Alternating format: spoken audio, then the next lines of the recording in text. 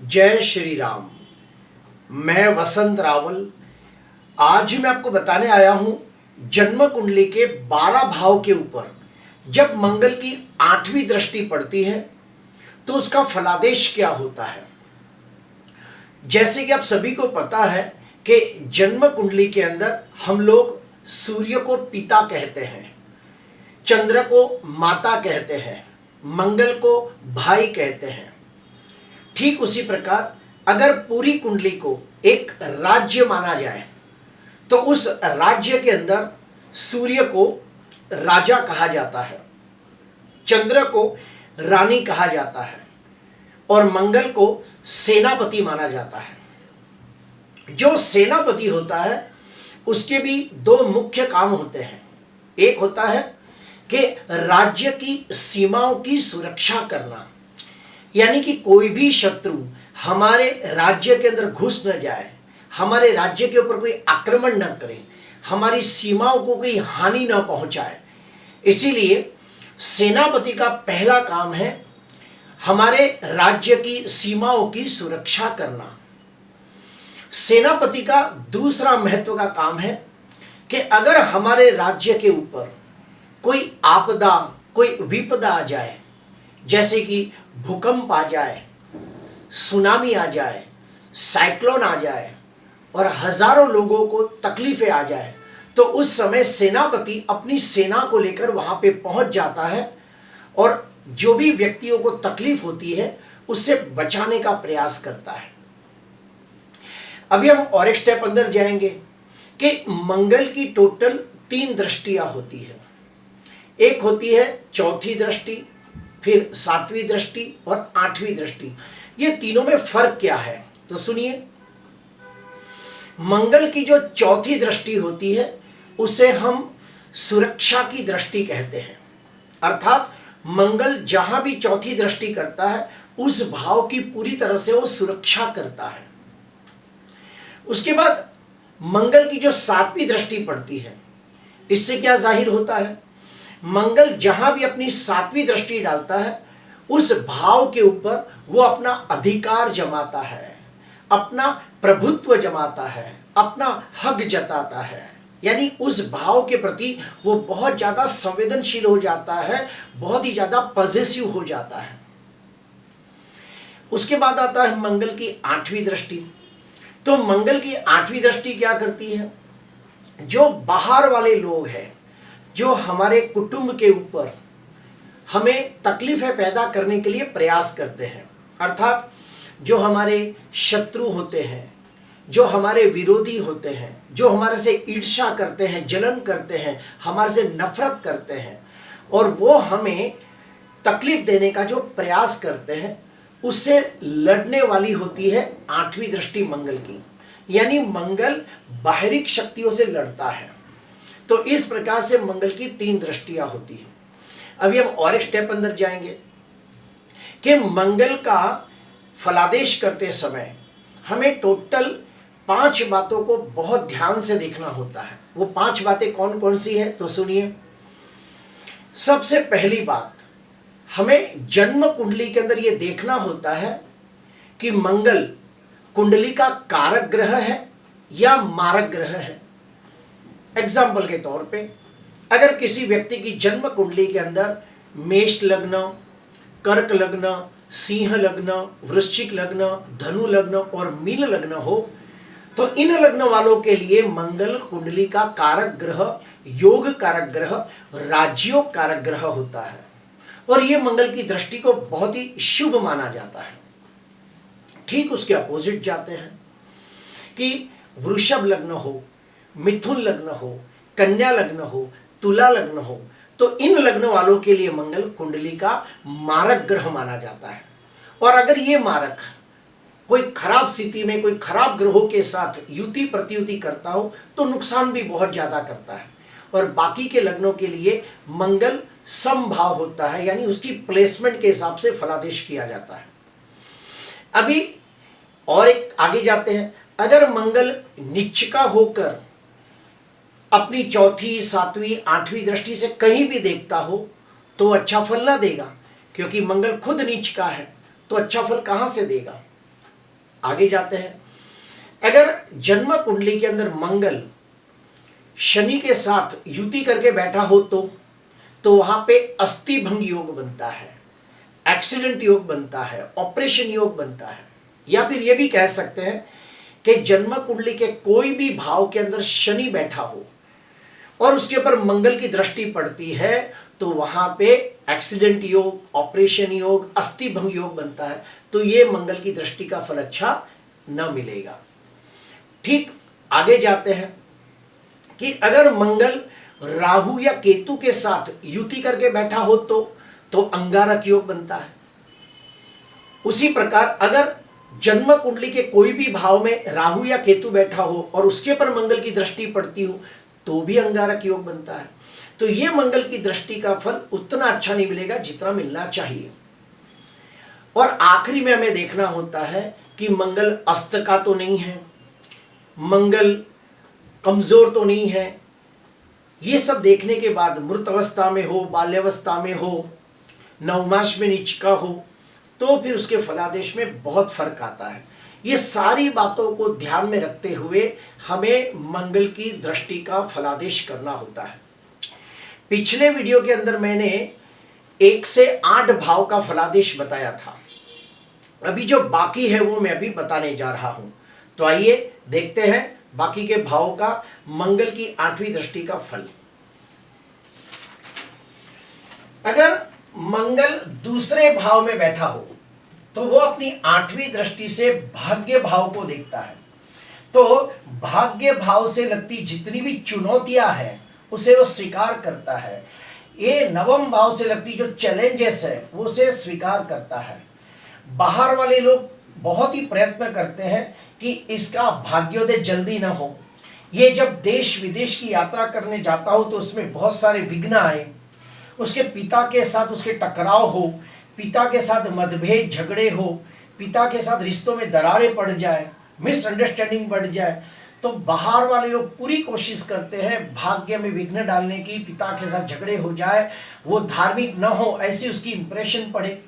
तो मंगल क्या करता है, अपनी 8वीं दृष्टि से जब नवम भाव को देखता है तो वो व्यक्ति पूरा प्रयास करता है कि वो अपने पिता के साथ रिश्ते मधुर बना के रखे, पिता के साथ उसका तालमेल बहुत अच्छा हो और पिता और उसके बीच में कोई भी मिसअंडरस्टैंडिंग न बढ़े।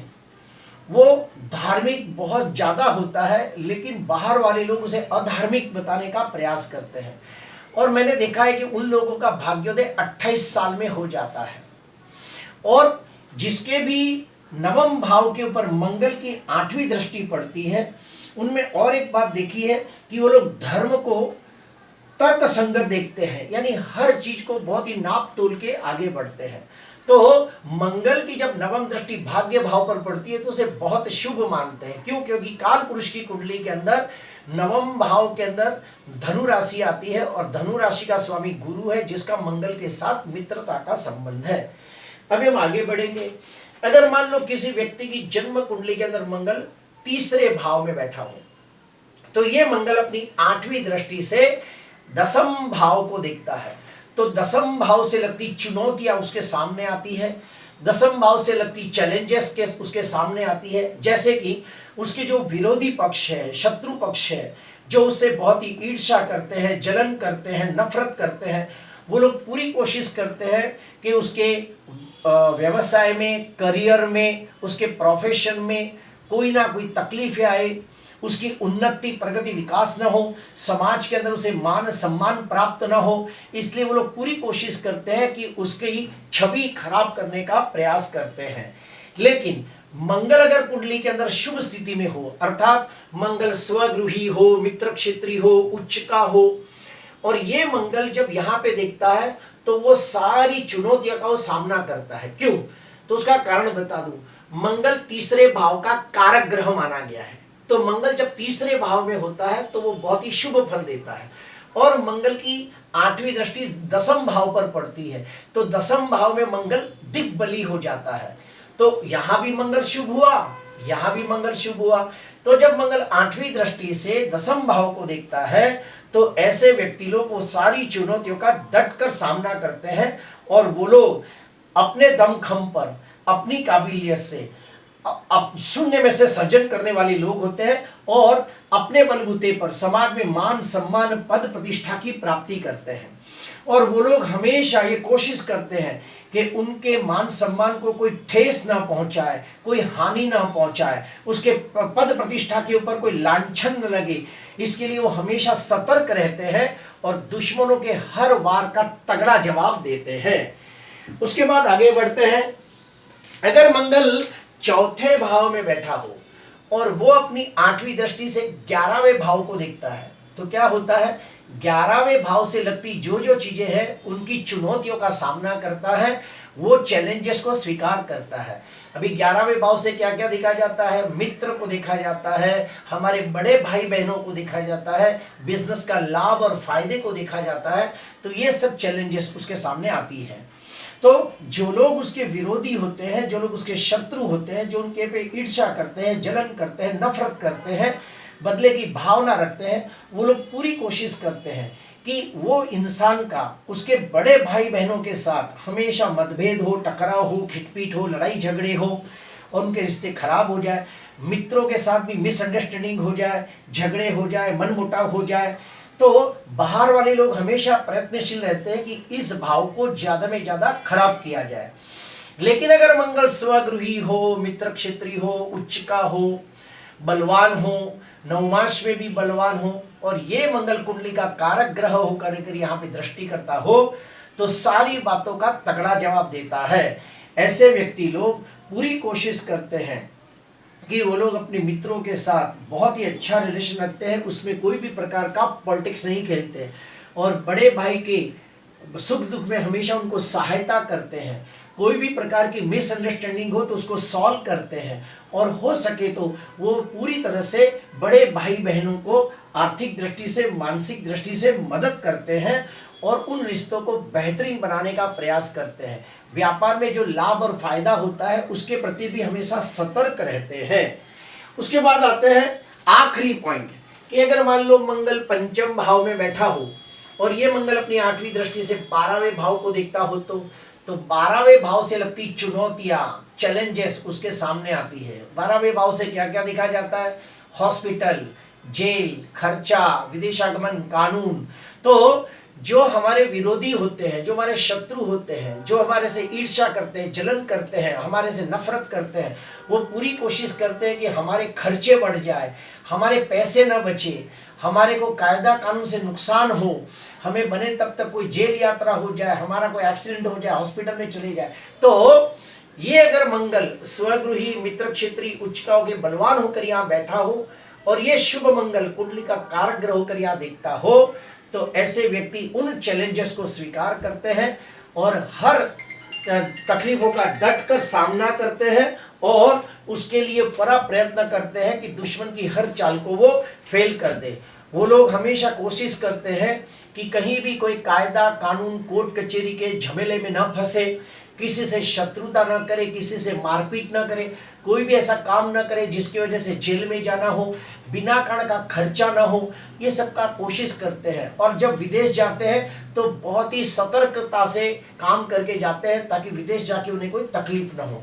तो प्रिय दर्शकों, जो मंगल ग्रह है वो एक सेनापति है और सेनापति के पास क्या होता है, सेनापति के पास रणनीति का बहुत अच्छा ज्ञान होता है, कूटनीति का बहुत अच्छा ज्ञान होता है। वो दुश्मन की हर चाल को ठीक से समझ लेता है और उसको उसी की भाषा में उसको तगड़ा जवाब देता है। तो जो मंगल होता है वो जहां जहां अपनी 8वीं दृष्टि डालता है वहां पे चैलेंजेस स्वीकार करता है, चुनौतियों को स्वीकार करता है। और भी एक मैंने बात देखा है कि मंगल जहां जहां 8वीं दृष्टि डालता है उस भाव के ऊपर जब कोई तकलीफ आती है तो वो एकदम उड़ी मार देता है, अपनी जान की बाजी लगा देता है उस चीज को बचाने के लिए। तो आप हमेशा ये बात का ध्यान रखना कि अगर मंगल कुंडली के अंदर शुभ स्थिति में हो, अर्थात स्वगृही हो, मित्र क्षेत्री हो, उच्चका हो, उसके बाद मंगल कोई शुभ ग्रहों से दृष्ट हो, जैसे गुरु के साथ युति में हो, सूर्य के साथ युति में हो, और ये जब मंगल बलवान होकर अगर जो कोई भाव को देखता है तो उस भाव की सुरक्षा को बढ़ा देता है। इसीलिए मंगल की दृष्टि को मिश्र फलदायी कहा गया है। यानी मंगल अच्छी स्थिति में हो तो उस भाव को मालामाल कर देता है। अगर मंगल नीच का हो, पाप ग्रहों से दृष्ट हो, पाप ग्रहों से पीड़ित हो, मारक हो, और अगर वो कोई भी भाव को देखता है तो उस भाव को बहुत ही नुकसान पहुंचाता है। तो प्रिय दर्शकों, आज मैंने आपको ये बताने की कोशिश की कि मंगल की दृष्टि का फल कैसा होता है। अगले वीडियो में मैं आपको बताऊंगा कि मंगल की 5वीं दृष्टि का फलादेश क्या होता है। आज के लिए बस इतना ही। आपको अच्छा लगा तो जरूर लाइक करना, और कोई भी कमेंट हो तो मुझे लिखकर भेजना, मैं उसका जवाब देने का प्रयत्न करूंगा। नमस्कार।